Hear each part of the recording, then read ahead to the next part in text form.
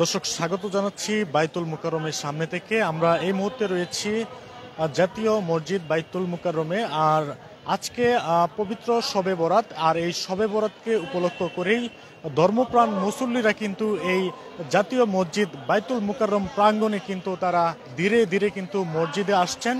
আজকে এই বিশেষ রজনীতে কিন্তু আমরা যেমনটি জানি যে ধর্মপ্রাণ মুসল্লিরা কিন্তু তারা তাদের যে ধর্মীয় যে আল্লাহ তাআলার কাছে বিশেষ ক্ষমা প্রার্থনার রাত কিন্তু আজকে।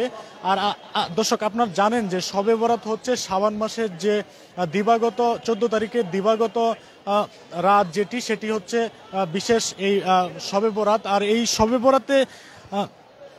শবে বরাতে আজকে ধর্মপ্রাণ মুসল্লিরা কিন্তু তারা আজকে নফল নামাজ আদায় করবে এবং তারা আল্লাহর কাছে বিশেষ মোনাজাতের মধ্য দিয়ে কিন্তু যে তাদের আত্মীয় স্বজন যারা পরপারে চলে গেছেন তাদের জন্য বিশেষ মোনাজাত করা হবে এবং আল্লাহর কাছে কিন্তু তারা ক্ষমা প্রার্থনা করবেন।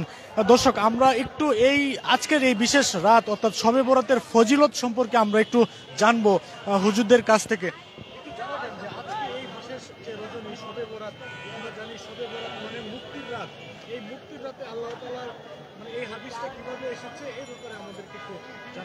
আমাদের দেশের মানুষ ধর্মপ্রাণ ঠিক আছে, কিন্তু ধর্ম সম্পর্কে সাধারণ মানুষের জানাশোনা খুবই কম থাকে, যে কারণে আজকেও আমি অনেক মানুষ থেকে প্রশ্ন পেয়েছি যে হুজুর শবে বরাত এটা কি আসলে হাদিসে আছে কিনা, এটা নিয়ে অনেক ধোঁয়াশা। তো আমার যেটা উত্তর যে শবে বরাত শব্দ নামাজের মতো ফার্সি শব্দ, এটা কোরআন হাদিসে নাই। তবে লাইলাতুন নিসফি মিন শাবান হাদিসের পরিভাষায় শাবানের অর্ধ রজনী আর কি, শাবানের মধ্যস্থ যে সময়টা, আজকে 15 শাবান। তো এটা হাদিসের মধ্যে আছে এবং এই রাতে ফজিলতপূর্ণ রাত এবং এই মাসটাও ফজিলতপূর্ণ। এই শাবান মাস আল্লাহ রসুল সাল্লাল্লাহু আলাইহি ওয়াসাল্লাম পবিত্র রমজানকে সামনে রেখে রজব এবং শাবান এই 2 মাসটাকে কি করতেন, অনেক ইবাদত বন্দি করতেন। এবং হাদিসের মধ্যে আছে যে রমজানের বাহিরে আল্লাহ রসুল সাল্লাল্লাহু আলাইহি ওয়াসাল্লাম শাবান মাসে সবথেকে বেশি রোজা রাখতেন। তো আজকের যে রাতটা এটা অনেক ফজিলতপূর্ণ রাত। এই রাতে মুসলমানরা ইবাদত বন্দি করবে এবং আনুষ্ঠানিক ঈদ নামাজ এরকম কোনো আনুষ্ঠানিক ইবাদত নাই, সম্মিলিত কোনো ইবাদত নাই। এই রাত্রির ইবাদতটা সম্পূর্ণ ব্যক্তিগত। হ্যাঁ, রমজানের জন্য প্রস্তুতি তো মানে রমজানের 2 মাস আগ থেকেই, রজব এবং শাবান থেকেই নেওয়া হয়। আল্লাহ রাসূল সাল্লাল্লাহু আলাইহি ওয়াসাল্লাম দোয়া করতেন, আল্লাহুম্মা বারিক লানা ফি রজব ওয়া শাবান ওয়া বাল্লিগনা রমাদান। 2 মাস আগ থেকে এরকম দোয়া করতে থাকতেন, রমজানের প্রস্তুতি নিতেন। আমাদের রমজানের প্রস্তুতি হিসাবেই মানে এখন থেকেই শুরু করা উচিত আর কি। ঠিক আছে।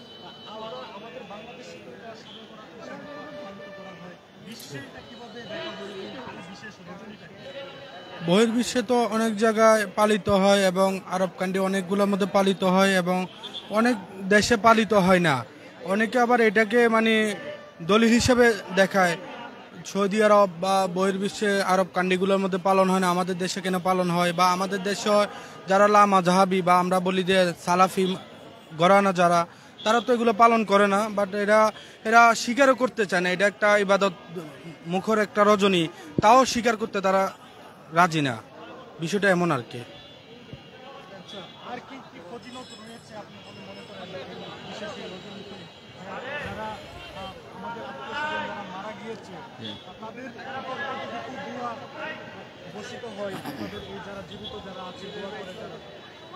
কোরআনে বলছে যে ওমা খলাকতুল জিন্না ওয়াল ইনসা ইল্লা লিয়াবুদুন, আমি মানুষ এবং জিন জাতিকে সৃষ্টি করেছি আমার ইবাদতের জন্য। তো আল্লাহ তাআলা এই শবে বরাতের যে রাত্র, সেই রাত্রটা অনেক গুরুত্বপূর্ণ। এজন্য সকল মুসলমানরা একত্রিত হয় নামাজের জন্য।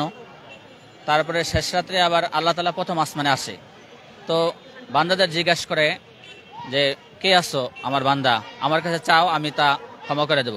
তা আমরা আমাদের যে পিতামাতা আছে, পিতামাতা তো মৃত্যুবরণ করেছে, এজন্য আমরা প্রত্যেকের জায়গা থেকে আমাদের পিতামাতার জন্য দোয়া করব। আমাদের এটা আশা এবং প্রত্যেক বিশ্বের সকল মুসলমানদেরকে যে আল্লাহ তাআলা ক্ষমা করে দেন, জান্নাত নসিব করেন, পিতামাতাদেরও জান্নাত নসিব করেন এবং যারা জীবিত আছে তাদেরকেও আল্লাহ তাআলা যে নেক হায়াত দান করেন। আল্লাহ তাআলা আমাদেরকে এই রাত্রে বিশেষভাবে আমাদেরকে সকলকে কবুল করেন এ বলে আমাদের জি। নফল নামাজের ব্যাপারে কোনো বাধ্যতামূলক নাই, যে যত রাকাত পড়তে পারে। কেউ অনেকে আছে 20 রাকাত পড়ে, কেউ 10 রাকাত, কেউ 12 রাকাত, 2 রাকাত 2 রাকাত করে নফল নামাজ পড়তে হয়। যে যত রাকাত, এটা যার যার ব্যক্তিগত ইচ্ছা। এজন্য মানে কোরআন হাদিসের মধ্যে বলা হয় না যে এত ওয়াক্ত নামাজ বা এত রাকাত নামাজ পড়তে হবে। এজন্য নফল নামাজ নিজের ব্যক্তি যে যত রাকাত পড়তে পারে, 20 রাকাত, 40 রাকাত, 10 রাকাত, 12 রাকাত, যে যত রাকাত পড়তে পারে।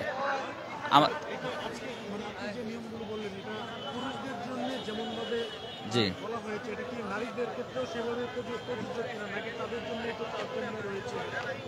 জি, মেয়েদের ক্ষেত্রেও মহিলাদের ক্ষেত্রেও এটা আপনার একইভাবে নফল নামাজ যে যত রাকাত বাসায় ঘরে মা বোনরা যারা আছে তারাও পড়বে। পাশাপাশি যারা ছেলে যারা আছে, মুরব্বী যারা আছে মসজিদে যারা নামাজ পড়বে তারাও একই নফল নামাজ 2 রাকাত 4 রাকাত করে এভাবে পড়বে। নফল নামাজ কোনো বাধ্যতামূলক নয়, যে যত রাকাত আল্লাহ পড়তে পারে। আল্লাহ তাআলা আমাদেরকে সকল মুসলমানদেরকে কবুল করেন।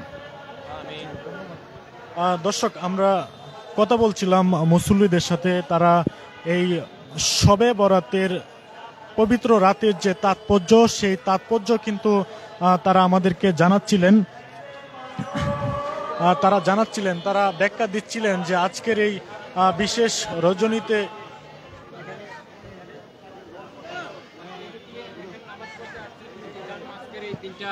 দিনটার নাম কি? শবে বরাত। শবে বরাত। এই শবে বরাত সম্পর্কে তোমার সামান্য একটু জ্ঞান যদি আমাদেরকে একটু বলতা। নামাজ পড়ে আল্লাহর কাছে এই আজকে তুমি নামাজ পড়ে কি চাইলা তোমার নিজের জন্য, সবার জন্য? সবার জন্য দোয়া। তুমি কি জানো যে আমাদের এই মুসলিম ভাই অন্য একটা দেশে অনেক নির্যাতন হচ্ছে, তারা মারা যাচ্ছে দিনের পর দিন, তাদের জন্য কোনো দোয়া রাখছি না? জি। দর্শক, আমরা এক শিশু বাচ্চার কাছ থেকে কিন্তু এই তার যে ইচ্ছা আকাঙ্ক্ষা আজকের এই বিশেষ রজনীতে এগুলো একটু জানার চেষ্টা করেছিলাম। আসসালামু আলাইকুম, আমাদের একটু আজকে রাতের তাৎপর্য নিয়ে একটু জানাবেন। আজকের রাত্রের তাৎপর্য হইলো ভাই, মেইন তাৎপর্য যেটা, এটা হইলো নফল নামাজ বেশি বেশি আদায় করা, জিকির আজকার করা।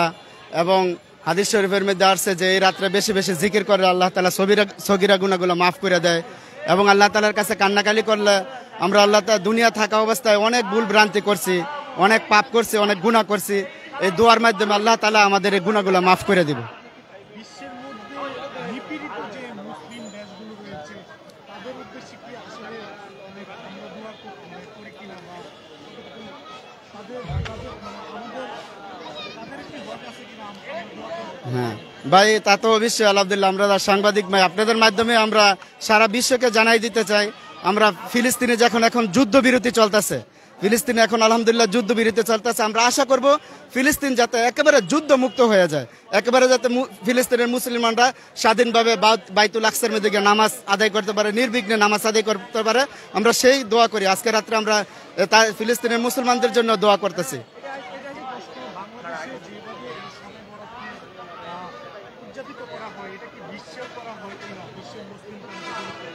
আসলে ভাই, আমি বিশ্বের খবর জানি না, কোনো দেশে যাই না এই পর্যন্ত।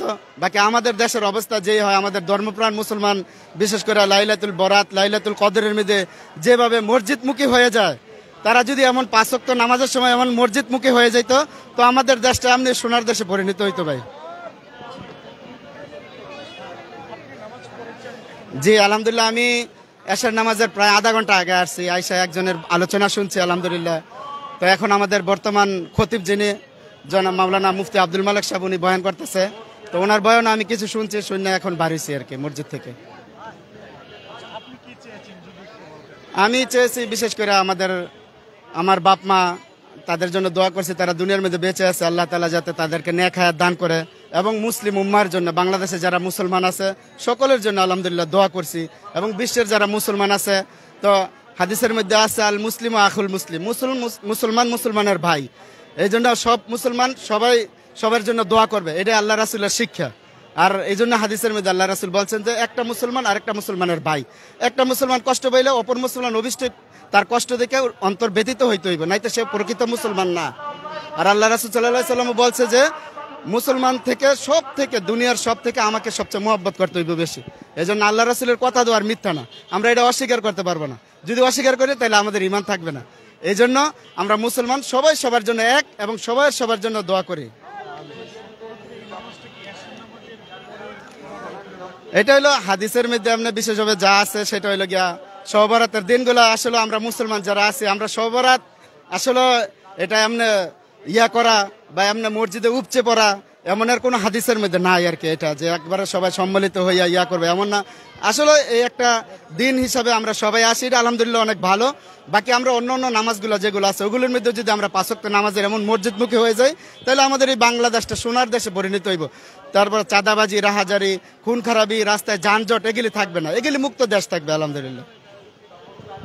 দর্শক, আমরা মুসল্লিদের সাথে কথা বলে জানছিলাম যে আজকের এই বিশেষ রজনীতে যে শবে বরাত উপলক্ষে মুসল্লিদের যে মসজিদের দিকে আসা এবং আজকে এই এশার নামাজের পর এই শবে বরাতের নফল নামাজ আদায়ের মধ্য দিয়ে আল্লাহ তাআলার কাছে বিশেষভাবে মোনাজাত করা এবং পরিবার এবং পরিজনদের মধ্যে যারা কবরে শায়িত হয়েছেন তাদের জন্য আজকে মোনাজাত করা। এবং আল্লাহ তাআলা কিন্তু হাদিসে বলেছেন যে শবে বরাত মানেই হচ্ছে মুক্তির রাত, অর্থাৎ শবে শব্দের অর্থ হচ্ছে রাত আর এবং বরাত শব্দের অর্থ হচ্ছে মুক্তি।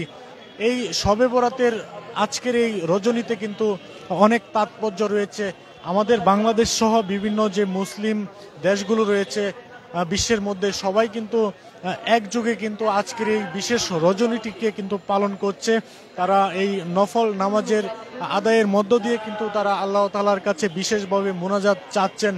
দর্শক, আপনারা দেখছেন যে বাইতুল মুকাররম থেকে কিন্তু আজকে যে শবে বরাত উপলক্ষে মানুষের উপচে পড়া ভিড় কিন্তু আমরা লক্ষ্য করছি। আমরা দেখতে পাচ্ছি যে এশার আজানের পর থেকে কিন্তু মুসল্লিরা ধীরে ধীরে কিন্তু এই জাতীয় বাইতুল মুকাররম মসজিদ প্রাঙ্গণে কিন্তু এসেছেন। আমরা দেখেছি যে ছোট ছোট শিশুরাও কিন্তু অভিভাবকদের সাথে হাত ধরে কিন্তু তারা আজকে এই মসজিদ প্রাঙ্গণে এসেছেন নামাজ আদায় করার জন্য। দর্শক, আপনারা শুনছিলেন যে বাইতুল মুকাররম থেকে আজকের যে শবে বরাত উপলক্ষে মুসল্লিদের যে সমাবেশ এবং তাদের যে আগমন। দর্শক, আপনাদের সঙ্গে এতক্ষণ যুক্ত ছিলাম আমি রুহুল আমিন শেখ এবং আমার সঙ্গে ক্যামেরায় যুক্ত ছিলেন সহকর্মী জুবায়ের সাকিব। খবর সংযোগ, বাইতুল মুকাররম, ঢাকা।